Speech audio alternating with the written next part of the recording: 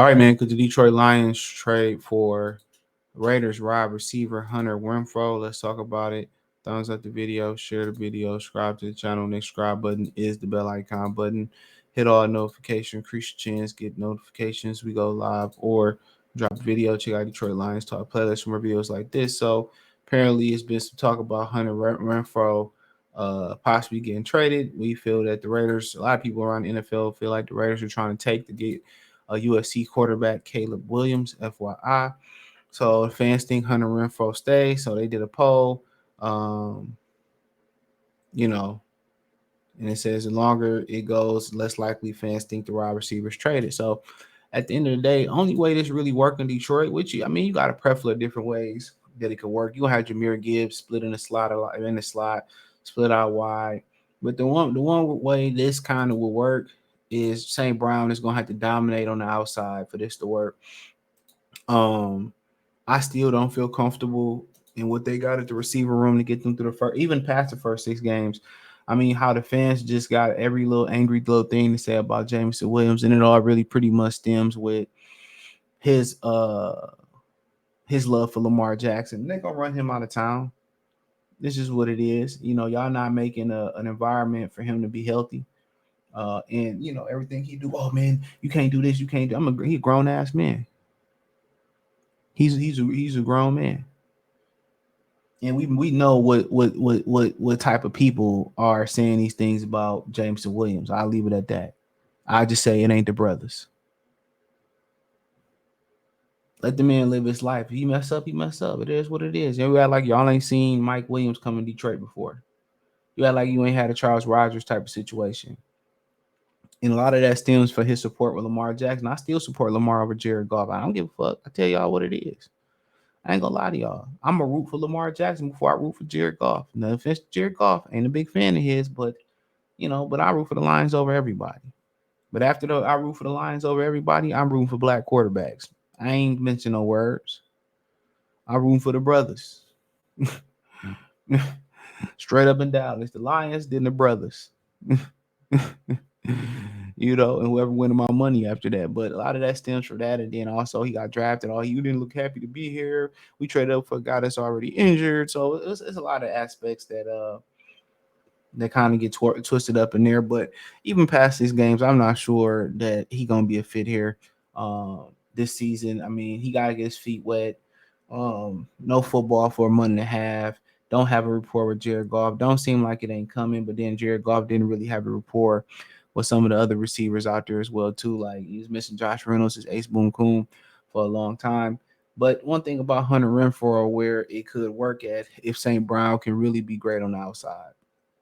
And that's the next evolution for St. Brown, probably starting to crack to become a top 8, top 5 receiver if he can dominate on the outside. And if he can dominate on the outside and allow Hunter Renfrow and Jahmyr Gibbs and to work the slot, I think they'd be just fine. And shout out to Khalif Raymond. I seen he got married on St. Brown's story. So shout out to him getting married to him and his wife. Um, Hopefully they got many, many great years of marriage. But my humble thing is, opinion is, if St. Brown can literally dominate on the outside of Hunter Renfrow could do his thing on the inside. You know what I'm saying? So at the end of the day, no, I don't trust Marvin Jones Jr. He old as hell. Um, he didn't get separation in his prime like that. He was a contested catcher. But I like him. But I don't like him enough to be able to depend on him. Khalif Raymond is straight, but I don't like him enough to depend on him. Josh Reynolds ain't been able to stay healthy if he can. I like to depend on Josh Reynolds and St. Brown and whatever else they're gonna do with Gibbs and Laporta and James Mitchell. But Hunter Renfrow give you another guy that can you know uh can move those chains. Made a Pro Bowl.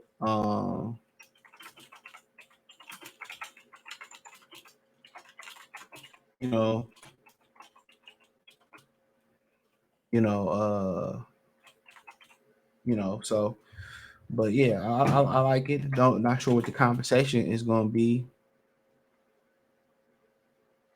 you know, for him, but it's a nice chain mover. I think he had some injuries last year.